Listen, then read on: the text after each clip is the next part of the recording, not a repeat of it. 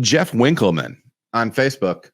Please explain hop utilization percentage differences between a small pilot batch, 10 gallons, which I believe is 100%, and a large commercial batch, 5 barrels, which might be 40% or less. Why is that? Do you have to use more hops to achieve the same IBU?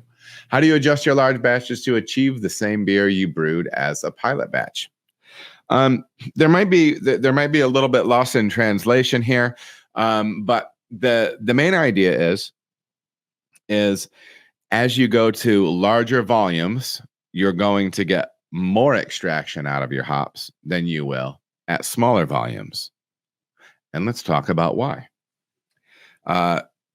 This is a temperature and contact time game, right? You will be isomerizing alpha acids. So remember, your alpha acids are your component inside the hop that will tell you how readily or the intensity of its the percentage will tell you the intensity of its bittering capacity. But alpha acids are the component in hops that ends up being converted, isomerized into isoalpha acids, I believe, off the top of my head, or bitterness, right? So that game is a time and temperature game, all right? And it's not just at boil. You can be isomerizing alpha acids at far lower temperatures.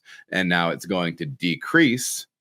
That isomerization is going to decrease as the temperature decreases, but it still happens. This is why you can have people on the pro side that are doing whirlpools at 160 degrees for their haze boys, right? They're dropping the temperature of their whirlpool down to 60 and then dropping, 2 pounds per barrel in that kettle. And they're massively cutting the utilization that they're getting on that. But we've gone a little too far. But as long as you have alpha acids in that kettle, and it's in a hot temperature range, really anything 160 and over, and it might even be lower than that, but 160 and over, and then time that ticks on, you're going to be creating more and more bitterness. So if I were to scale the exact same amount of hops, that would give me 10 IBU in a 10-gallon batch of beer and 10 IBU in a 10-barrel batch of beer, and to scale that directly up, there's going to be an issue because that 10 IBU worth of hops that's going into the 10-barrel batch is going to be hot for a lot longer, therefore creating bitterness for longer than your smaller batch will. The smaller batch is going to cool faster as soon as you turn the heat off of it. It's going to cool faster, and you're going to cool that full volume underneath or below isomerization temperature far faster than you will that large volume, right?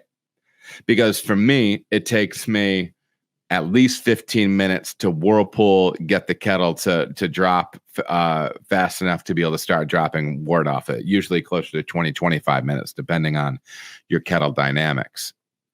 And then it's a half hour to 45-minute runoff, right? So there's all this additional time.